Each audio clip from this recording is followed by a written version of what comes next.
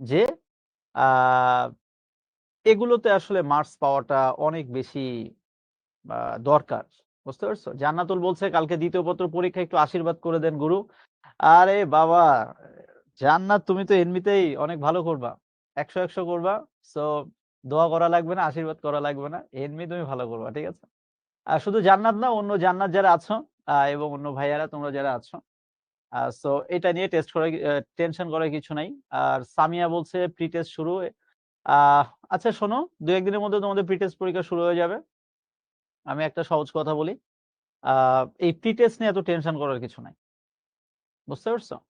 কেননা সত্যি একটা কথা বলি, আমি যেটা বুঝি সেটা হচ্ছে যে তোমার দিন শেষে বোর্ড পরীক্ষার রেজাল্টটা সবাই দেখবে।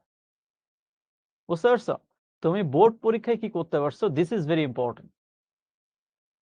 এখন কথার কথা প্রি টেস্ট পরীক্ষা 2টা সাবজেক্ট খারাপ হয়েছে, এই নিয়ে এত টেনশন করার কিছু নেই। টেস্ট পরীক্ষা টার্গেট করো যেন টেস্ট পরীক্ষাটা ভালো হয়, ঠিক আছে? কেননা এখন অনেস্টলি বলতে গেলে প্রি টেস্ট পরীক্ষা শুরু হয়ে যাচ্ছে, 1-2টা সাবজেক্ট হয়তোবা তোমার মন মতো তোমার প্রিপারেশন নেওয়া হয়নি, তাতে কিছুই যায় আসে না। আমি বলছি তুমি যদি 1টা বা 2টা সাবজেক্টে খারাপ করো, এটাতে কিছু যায় আসে না। তুমি বরং টার্গেট করো যে কি করে টেস্ট পরীক্ষা ভালো করা যায়, এবং টেস্ট পরীক্ষার পরে কিভাবে মূল পরীক্ষায় কিভাবে ভালো করা যায়, এটা আমার রিকোয়েস্ট। কেননা আসলে প্রি টেস্টে সেগুলো লাইফে কোনো কাজে লাগে না। তবে হ্যাঁ, আমরা ট্রাই করব যে কিভাবে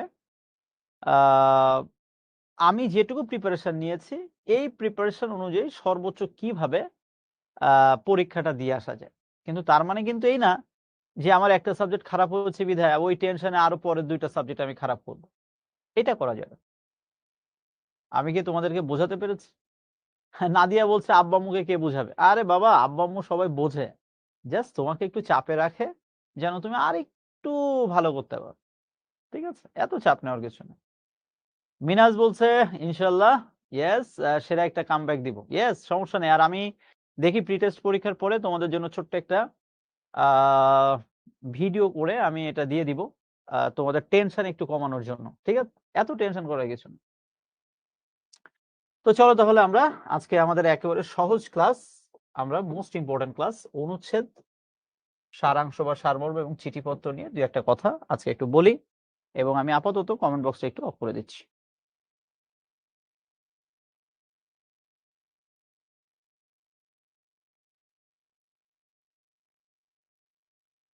ওকে, চলো তাহলে শুরু করা যাক। আমরা যেটা নিয়ে আজকে শুরু করব সেটা হচ্ছে অনুচ্ছেদ। কেমন? অনুচ্ছেদ, সারাংশ, সারমর্মে আমরা যাব। তার আগে দেখো, আমি বরাবরই যেটা করি সেটা হচ্ছে তোমাদের ক্লাসের শুরুতে আমি তোমাদের কিন্তু একটা স্যাম্পল কোশ্চেন দেখাই, খেয়াল করে দেখবা। এটা দেখানোর উদ্দেশ্য হচ্ছে একটাই, এই যেমন আজকে ক্লাসের শুরুতে তোমরা অনেকে বললে যে ভাই বিরোচন মানে কি।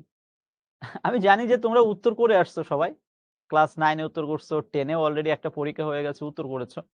কিন্তু তোমরা অনেকেই এখন পর্যন্ত সিলেবাস সম্পর্কে তোমাদের কিন্তু একেবারে সম্যক ধারণা নেই। যেমন তোমরা এখনো অনেকে জানো না অনুচ্ছেদ পরীক্ষায় কয়টা প্রশ্ন আসবে, এটা তোমরা অনেকেই জানো না। আমি শুরুতে বলবো যে পরীক্ষায় অনুচ্ছেদ থেকে 2টা অপশন থাকবে, ক এবং খ। এই 2টা থেকে তোমাকে যে কোনো একটা লিখতে হবে। বুঝতে পেরেছো? এরপরে চিঠিপত্র। চিঠিপত্রে সাধারণত দেখা যায় একখানা পত্র থাকে, আর একটা দেখা যায় আবেদনপত্র থাকে। এখন অনেক সময় পত্রের জায়গায় দেখা গেল যে আবেদনপত্র থাকলো, আর একটা দেখা গেল মানপত্র থাকতে পারে, বা দেখা গেল অনেক সময় সংবাদপত্রে প্রকাশের উপযোগী একটা আবেদনপত্র থাকতে পারে, বা যে কোনো কিছু থাকতে পারে। কিন্তু মূল কথা হচ্ছে এই পত্র এবং আবেদনপত্র, এই 2টা জিনিসের মধ্যেই বিষয়টা থাকবে। আমি কি তোমাদেরকে বোঝাতে পেরেছি? সো আমি জানি ভাই তোমরা এটা জানো অনেকেই, আবার এখন পর্যন্ত তোমাদের সিলেবাসের উপর যাদের পূর্ণ ধারণা নেই, আমি কিন্তু তাদের জন্যই বলছি যে অনুচ্ছেদ থেকে 2টা অপশন থেকে একটা উত্তর করতে হবে, চিঠিপত্র 2টা অপশন থেকে একটা উত্তর করতে হবে, আরেকটা কি সারাংশ সারমর্ম, হয় সারাংশ এবং সারমর্ম 2টার যে কোনো একটা তোমাকে উত্তর করতে হবে। অর্থাৎ পরীক্ষায় কিন্তু 2টাই থাকবে, একটা ক নম্বরে সারাংশ থাকবে, আরেকটা থাকবে সারমর্ম। এখন এই সারাংশ অথবা সারমর্ম থেকে তোমরা যে কোনো একটা উত্তর করবা, উত্তর করলেই একেবারেই 10-এ 10 পেয়ে যাবে। কিভাবে 10-এ 10 পাবা? কিভাবে ভালো নাম্বার পাওয়া যাবে সেটা নিয়ে আমি এখন কথা বলছি। এটা নিয়ে টেনশন করো না। আমি আগে এই যেমন ঢাকা বোর্ড ২০২৫ সালে আসা একটা প্রশ্ন দিয়ে কিন্তু তোমাদের দেখিয়ে দিলাম যে আসলে কোন প্যাটার্নের কোশ্চেন হতে পারে। সো তোমরা যারা জানো খুবই ভালো। আর যাদের মনে হচ্ছে যে এখনো পর্যন্ত কনফিউজড, আমি ক্লাসের শুরুতেই কিন্তু কনফিউশন ক্লিয়ার করে দিলাম। ওকে, থ্যাংক ইউ। তাহলে চলো আজকের ক্লাস যেহেতু আমরা অনুচ্ছেদ নিয়ে আলোচনা করব, সারাংশ সারমর্ম নিয়ে আলোচনা করব, চিঠিপত্র নিয়ে আলোচনা করব, আমরা শুরুতেই একেবারে অনুচ্ছেদ নিয়ে দুইটা কথা বলি। দেখো, তোমরা কম বেশি সবাই জানো কিভাবে উত্তর করতে হবে। কম বেশি সবাই ইতোমধ্যে একাধিকবার উত্তর করেছো, আমি সব জানি। কিন্তু আমি এখন শেষবারের মতো কিছু কথা বলছি, এই কথাগুলো একেবারে মাথার মধ্যে ঢুকায় রাখো, ঠিক আছে? কথা এটাই, অনুচ্ছেদ বলতে মূলত কি বোঝায়? একেবারে সোজা কথা যদি আমি বলি,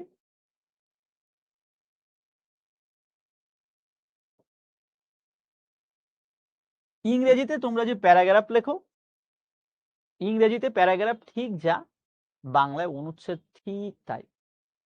এখন কথা ইংরেজি প্যারাগ্রাফের সাথে বাংলা অনুচ্ছেদের কিছু জায়গায় একটা পার্থক্য আছে। সেই পার্থক্যগুলো আমি আগে সুন্দর করে বুঝিয়ে দিচ্ছি, খুব মনোযোগ দিয়ে শোনো। ধরে নাও এসএসসি পরীক্ষার আগেও আর দেখা হবে কি হবে না আমি জানি না।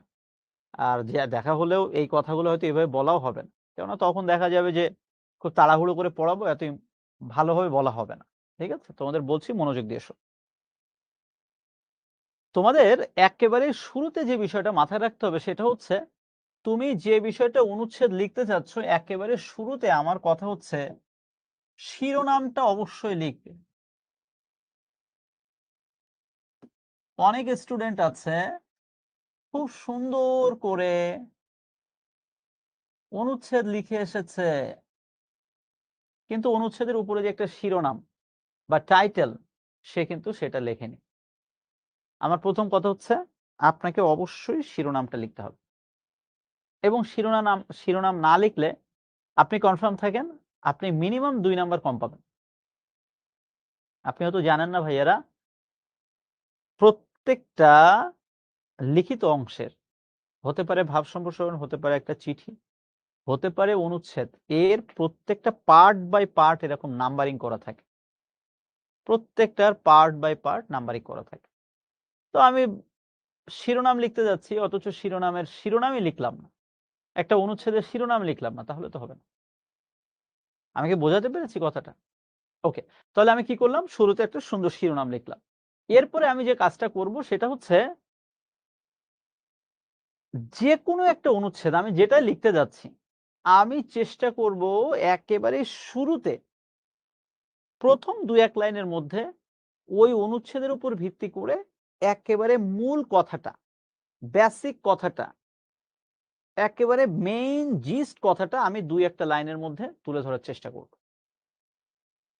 নাম্বার 2। নাম্বার 3 যদিও 10 থেকে 15 বাক্য আমি এখানে লিখেছি যে অনুচ্ছেদ লেখাই আদর্শ অনুচ্ছেদ, এই কথাটা আসলে আমি জানি তোমাদের আমি যতই বলি তোমরা আমার কথাটা শুনবা না। আমি তোমাদের জন্য এটা 15 থেকে 20টা বাক্য করে দিলাম।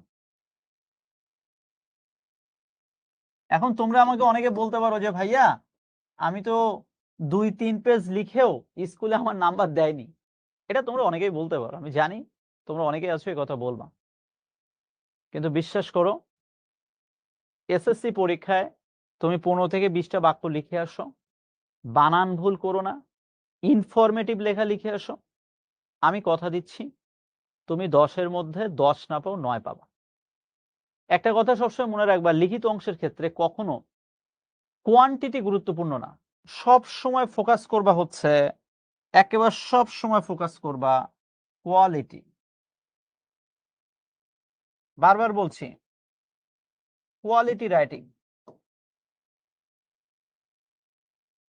যে কোনো লেখার ক্ষেত্রে তোমার মোস্ট ইম্পর্টেন্ট এটা। তুমি যদি স্ট্যান্ডার্ড না লিখতে পারো, ওই শুধু খাতা বোঝাই করে লাভ নাই। তুমি হয়তো ভাবো যে টিচাররা খাতা পড়ে না। হ্যাঁ, হতে পারে টিচাররা হয়তো সবাই পড়ে না, কিন্তু এটা ঠিক একজন সম্মানিত শিক্ষক যখন খাতাটা হাতে নেন, তখন কিন্তু তিনি ঠিকই বুঝতে পারেন যে অ্যাকচুয়ালি এই খাতার মধ্যে কি আছে কি নাই। আমি কি বোঝাতে পারছি কথাটা? এটা আমি আমার ভিউ থেকে বললাম। হ্যাঁ, তিনি হয়তো একটা জিনিস পড়েনি। কিন্তু তুমি এটা ধরে নিও না যে তিনি এটা বোঝেন না যে ওর মধ্যে কি লেখা আছে। সো আমার কথা হচ্ছে একটাই, তুমি ২০ টা বাক্য বা ১৫ থেকে ২০ টা বাক্য খুব স্ট্যান্ডার্ড সুন্দর করে লেখো। 100% তুমি এখানে ভালো নাম্বার পাবে।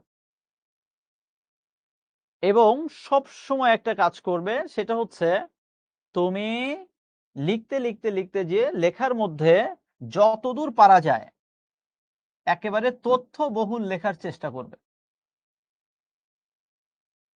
তথ্যবহুল লিখবে। দেখো লেখার তাই লিখে কোনো লাভ নাই। আমি একটু পরে ২-১ টা এক্সাম্পল দিয়ে তোমাকে বুঝায় দিচ্ছি। লেখাটার মধ্যে যেন ইনফরমেশন থাকে। যেমন কথার কথা ধরে নাও যে বাংলাদেশের আ মনে করো যে মুক্তিযুদ্ধ নিয়ে একটা অনুচ্ছেদ আসলো। তাহলে মুক্তিযুদ্ধ নিয়ে লিখলে তো একেবারে তুমি পেজ বাই পেজ অনেক পেজ লিখতে পারো। ২০ পেজ, ২৫ পেজ, ৪০ পেজ তুমি লিখে ফেলতে পারবে, আমি জানি। কিন্তু তোমাকে অনুচ্ছেদ লিখতে বলা হচ্ছে ২০ লাইনের মধ্যে। তাহলে ২০ পেজকে কি করে ২০ লাইনে আনতে হবে, এই জ্ঞানটা তোমাকে রাখতে হবে। কি করে একটা বড় জিনিসকে ছোট করে সুন্দর করে লেখা যায়, এটা তোমার মাথায় আইডিয়া রাখতে হবে। তা নাহলে তো হবে না। আমি কি বোঝাতে পেরেছি কথাটা? তো সেটা আমি একটু পরে দেখিয়ে দিচ্ছি। আর সবসময় মনে রাখবা যে অনুচ্ছেদের শেষ বাক্যে সবসময় একটা সমাপ্তির ইঙ্গিত থাকতে হবে। অর্থাৎ তুমি মনে করো একটা অনুচ্ছেদ লিখছো। এবার শুরু করেছো একটা সুন্দর করে। মাঝখানে কিছু তথ্যবহুল লেখা লিখলে এবং শেষের দিকে এসে একেবারে এন্ডিং একটা স্পিচ তোমার রাখতে হবে বা থাকতে হবে। তা না হলে আসলে হবে না। আমি কি বোঝাতে পারছি? Thank you. যেমন দেখো আমি জাস্ট তোমাদেরকে একটা ছোট এক্সাম্পল দিয়ে বোঝায় দিচ্ছি। একটাই বোঝাবো, বেশি বোঝানোর দরকার নেই। স্বাধীনতা দিবস। তোমরা ছোটবেলা থেকে এটার উপর ইংরেজিতে প্যারাগ্রাফ পড়েছো, বাংলায় অনুচ্ছেদ পড়েছো বা অনেক জায়গায় চিঠিপত্র পড়তে যেয়ে অনেক সময় কিন্তু স্বাধীনতা দিবস নিয়ে অনেক কিছু লিখেছো। এখন দেখো স্বাধীনতা দিবস নিয়ে ভাই তুমি লিখলে তো অনেক কিছু লিখতে পারো।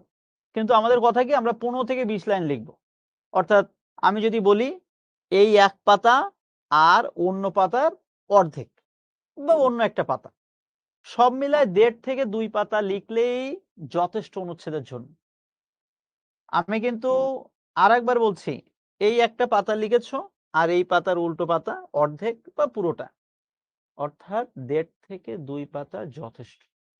এর বেশি লেখার প্রয়োজন নেই। এবং কি করবা? সব সময় চেষ্টা করবা লেখাটার মধ্যে স্টার্টিংটা যেন সুন্দর হয়। এই যেমন দেখো স্টার্টিংটা কি? স্বাধীনতা দিবস আমাদের জাতীয় জীবনে খুবই তাৎপর্যপূর্ণ একটি দিন। ১৯৭১ সালের ২৬শে মার্চ বাংলাদেশ স্বাধীনতা ঘোষণার মধ্য দিয়ে এটা শুরু হয়েছিল। এক কথায় কিন্তু আমি বুঝিয়ে দিলাম যে আসলে এটা বলতে কি বোঝানো হচ্ছে। তারপরে দেখো মেইন বডিতে যখন আস্তে, আস্তে আমরা আগালাম, তখন ১৯৭০ সালে জাতীয় সংসদে কি হয়েছিল? তারপরে এখানে সেই সময় বঙ্গবন্ধু শেখ মুজিবুর রহমানের ভূমিকাটা কেমন ছিল? ২৫শে মার্চ রাতে বাস্তবে কি হয়েছিল? তারপরে দীর্ঘ ৯ মাস ব্যাপী যে রক্তক্ষয়ী যুদ্ধ হলো, সেখানে কি হলো? তারপরে ১৯৭১ সালের ১৬ই ডিসেম্বর আমরা বিজয় লাভ করলাম এবং ঠিক তার পরপরই ১৯৭১ সালের ২৬শে মার্চ আমাদের স্বাধীনতা দিবস এবং প্রতি বছর আমরা এই দিনটি অত্যন্ত গৌরবের এবং মর্যাদার সাথে পালন করে থাকি। তাহলে একটা জিনিস লক্ষ্য করে দেখো, তুমি কিন্তু চাইলে এর থেকেও ভালো লিখতে পারো। আমি জানি। কিন্তু আমার কথা হচ্ছে এর থেকেও খারাপ যেন না হয়। এবং একটা জিনিস লক্ষ্য করে দেখো, এর মধ্যে কিন্তু বেশ কিছু ইনফরমেশন এসেছে। কত মাসব্যাপী যুদ্ধ, কোন সালের কত তারিখে আমরা এটা হলো, কত সালের কত তারিখে আমাদের স্বাধীনতা দিবস হলো। এই লেখাগুলো কি তথ্যবহুল লেখা না? এই লেখাগুলো অবশ্যই তথ্যবহুল লেখা। তো সবসময় চেষ্টা করবে যত তথ্যবহুল লেখা যায়। আবারও বলছি,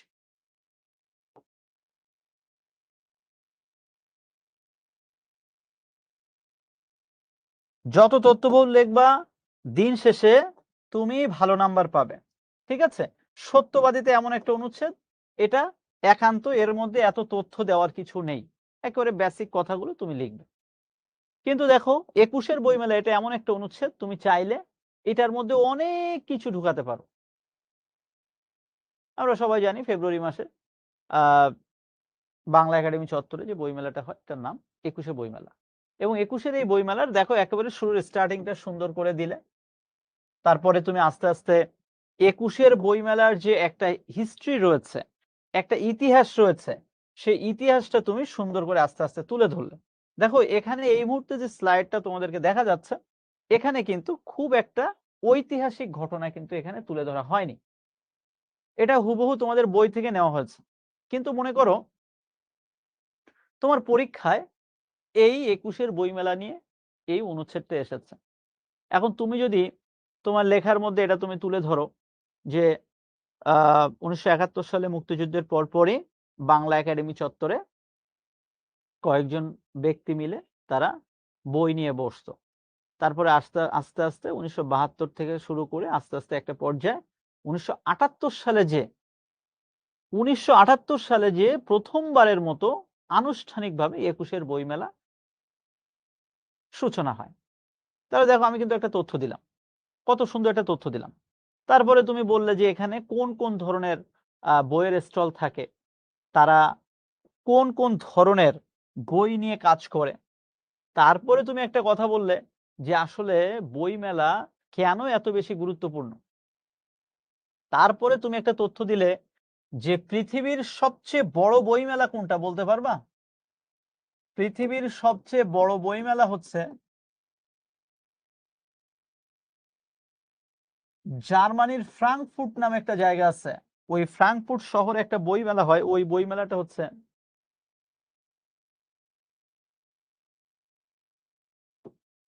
পৃথিবীর সবচেয়ে বড় বইমেলা। পৃথিবীর সবচেয়ে বড় বইমেলা কোথায়? জার্মানির, কথার কথা, ফ্রাঙ্কফুর্ট। তো এই যে একটা তথ্য দেখো তোমার বইয়ে কিন্তু দেওয়া নেই, আমি এটা লিখে দিলাম। তাহলে তুমি যখন এবার রিলেট করবে যে আমাদের ২১-এর বইমেলা পৃথিবীর অন্যতম বৃহত্তম বইমেলা, যদিও পৃথিবীর সবচেয়ে বড় বইমেলা জার্মানির ফ্রাঙ্কফুর্টে হয়ে থাকে, আমাদের দেশে ফেব্রুয়ারিতে যে বইমেলাটা অনুষ্ঠিত হয় এটাও কিন্তু অন্যতম বৃহত্তম একটা মেলা।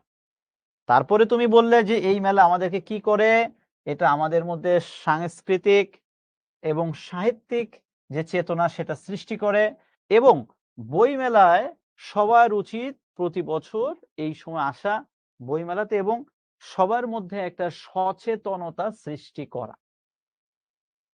এবং লক্ষ্য করে দেখো একটা অনুচ্ছেদের একেবারে শেষের দিকে গিয়ে কিন্তু একেবারে তুমি তোমার মতো করে সুন্দর করে একটা কথা লিখে দিলে যে বই মেলায় সর্বসাধারণের জন্য যেহেতু উন্মুক্ত থাকে, সবার আসা উচিত, বিশেষ করে স্কুল কলেজের শিক্ষার্থীরা তাদের আগমনের মাধ্যমে তারা বইয়ের প্রতি আরো আগ্রহী হবে এবং বই পড়ার একটা অভ্যাস আস্তে আস্তে তৈরি হবে। মানে ভাইয়া কথাগুলো আমি আমার মতো করে বললাম, তোমরা চাইলে কিন্তু এটা সুন্দর করে তোমাদের মতো করে বলতে পারো। সো আমি দেখো এতক্ষণ ধরে যে কথাগুলো বললাম, আমি যদি কথার সামারি বলি এক কথায়, অনুচ্ছেদে 10-এ 10 পাওয়ার একটাই উপায়, সেটা হচ্ছে প্রথমে শিরোনাম, দ্বিতীয়ত আমি 1 থেকে 1.5 পাতার বেশি লিখব না, সর্বোচ্চ সেটা 2 পাতা হতে পারে। তৃতীয়ত তথ্যবহুল লেখার চেষ্টা করব, বানান কোনোভাবেই ভুল করব না।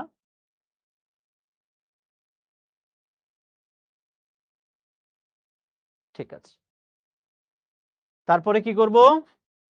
তারপরে যেটা করব, লেখার সুন্দর একটা ফিনিশিং আমি দিব এবং আমি চেষ্টা করব, যতভাবে চেষ্টা করব বানান যেন ভুল না হয়।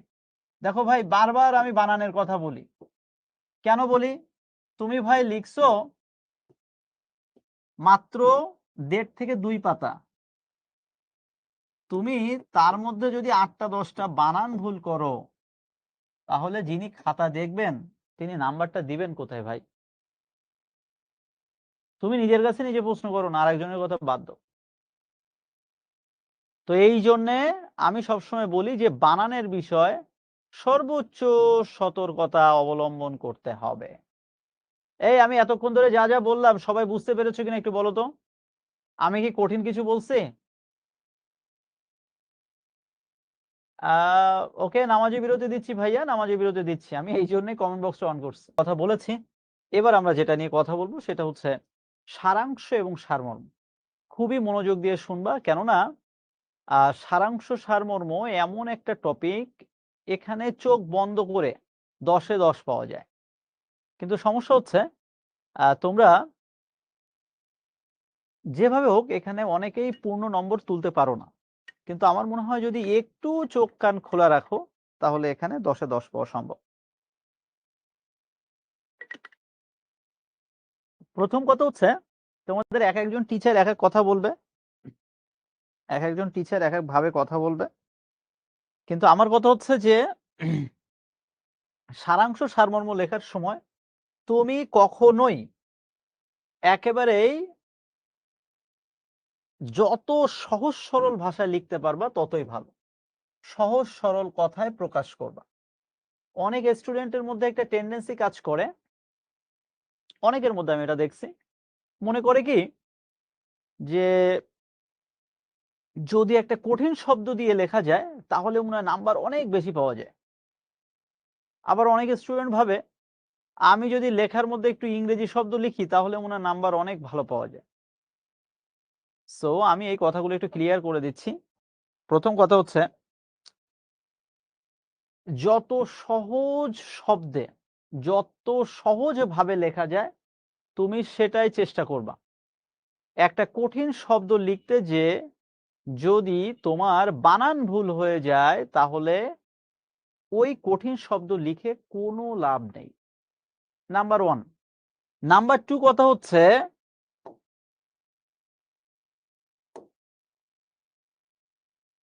তুমি অতিরিক্ত কিছুই লিখবা না, মূল বিষয়টা লিখবা, ঠিক আছে? এবং সব সময় চেষ্টা করবা লেখার মধ্যে মূল ভাব যেটা রয়েছে, অর্থাৎ তুমি যেটা লিখতে যাচ্ছ, এত বড় একটা কবিতা বা এত বড় একটা প্যাসেজ রয়েছে, ওই প্যাসেজটা মনে করো ধরে নিচ্ছি 10 লাইনের, তুমি তো ওইটাকে 2 থেকে 2.5 লাইন লিখবে, তাই না? ঠিক কিনা? অর্থাৎ 2 থেকে 2.5 লাইন লিখবা 10 লাইনকে, তাহলে তুমি কি ওইটার মূল ভাব লিখবা না? সব সময় মূল ভাব বা মূল বক্তব্যটা সারাংশ সারমর্মের ক্ষেত্রে লিখবা। এবং এক্ষেত্রে আমি আরেকটা কথা একটু বলে দিই ভাইয়ারা, তোমরা যে কাজটা করো এটা সবচেয়ে বাজে একটা কাজ। অনেক সময় কি করো, একটা সারাংশ সারমর্ম আসছে, এই মনে করো একটা সারাংশ, তুমি যেটা কাজ করো সেই ছোটবেলার থেকে তোমার একটা বাজে অভ্যাস, তুমি কি করো, এই যে প্রথম থেকে 1 লাইন, মাঝখান থেকে 1 লাইন, নে বাবা শেষের দিক থেকে 1 লাইন, শেষ। এই আকাম কুকামটা তুমি মনের ভুলেও করবা। এই একটাই রিকোয়েস্ট তোমার ক্ষেত্রে আমার। হ্যাঁ, আমি ধরে নিচ্ছি যে পরীক্ষার সারাংশটা কমন আসেনি, কথার কথা ধরে নিচ্ছি। তো যদি তুমি নাও পারো তাও তুমি হুবহু কপি পেস্ট করবা না, হুবহু কপি পেস্ট করা যাবে না।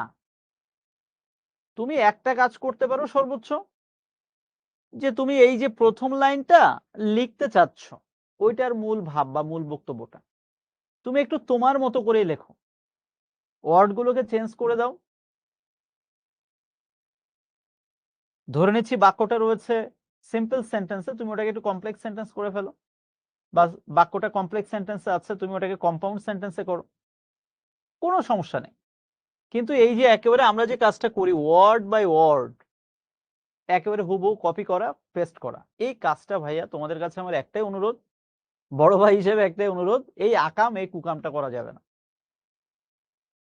একটা কথা মনে রাখবা, সারাংশ সারমর্মে তুমি তখনই 10-এ 10 পাবা যখন তুমি তোমার মতো করেই মূল কথাটা তুমি লিখবা, মনের ভুলও কপি পেস্ট করতে যাবা না।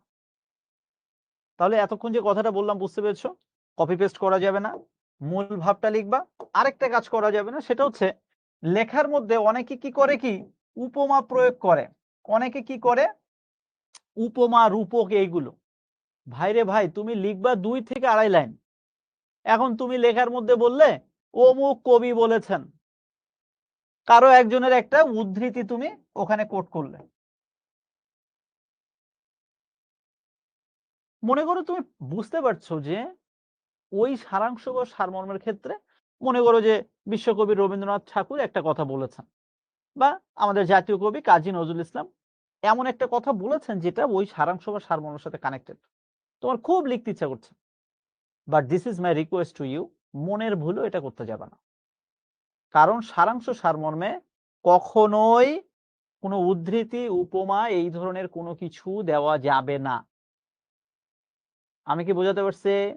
তাহলে এখন যদি আমি একেবারে সোজা বাংলায় কথা বলি, সারাংশ সারমর্মে আমি 10 এ 10 পেতে চাচ্ছি, তাহলে আমার প্রথম কাজ কি?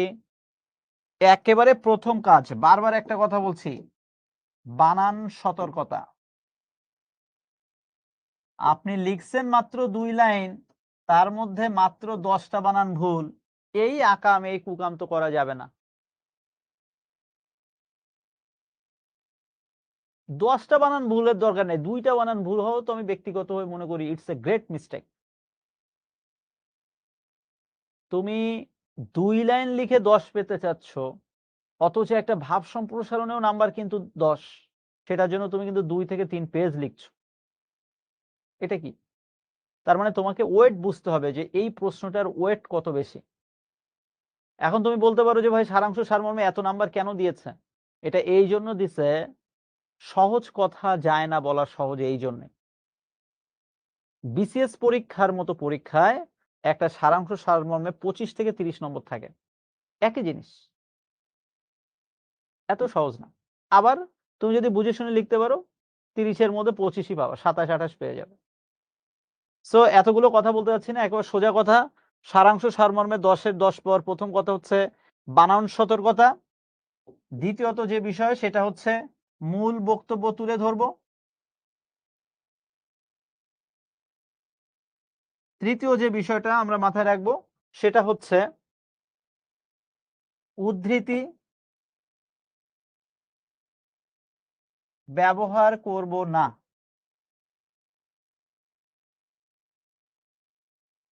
ব্যবহার করব না, এটা যেন মনে থাকে। এই ঘুরে ফিরে 2-3টা বিষয় একটু মাথায় রাখবেন, আর কিচ্ছু আপনার মাথায় রাখতে হবে না। আর আমি এক্ষেত্রে আপনাদের ছোট্ট আর একটা পরামর্শ একটু দিয়ে দিই। এটা যদিও একটা অনলাইন প্ল্যাটফর্মে এভাবে আমার বলা উচিত না, তারপরেও আমি আপনাদের উদ্দেশ্যে বলছি। সেটা হচ্ছে জাস্ট বিগত 5 বছরের বোর্ড কোশ্চেন্স অ্যানালাইসিস করেন। বিগত লাস্ট 5 ইয়ার্স,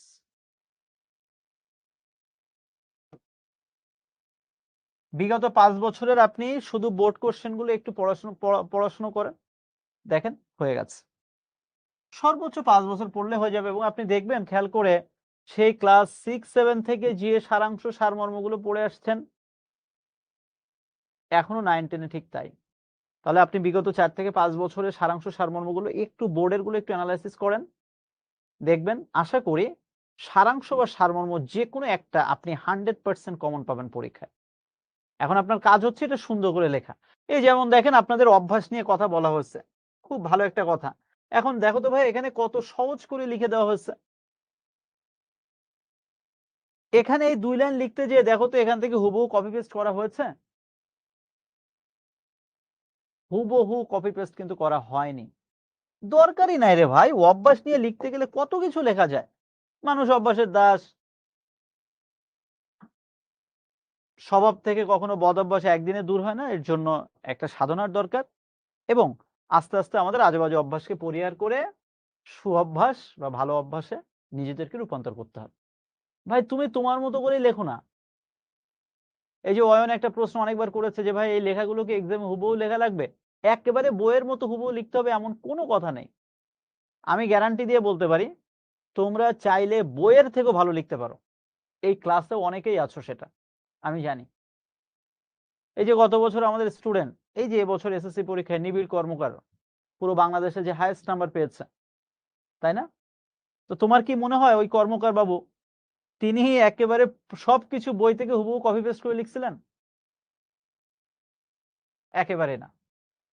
নিবিড়ের সাথে কথা হচ্ছে এবং আমি জানি যে ও বইয়ের থেকে মূল জিনিসটা নিত। আর ওর মতো করে যতদূর পারা যায় সুন্দর করে লিখত। যেমন এই যে একটা কথা, এটা বইয়ের থেকে তো আমার মনে হয় যদি তুমি লেখো, ওর থেকেও ভালো হবে। এখন যদি তোমার মনে হয় যে ভাইয়া বইয়ের আমি লিখতে গেলে ও বইয়ের থেকে খারাপ হয়ে যাবে, তাহলে ভাই আমি রিকোয়েস্ট করছি তুমি রিস্ক নিতে যেও না। আমি বোঝাতে পারছি ভাইয়া? আমি কিন্তু একেবারে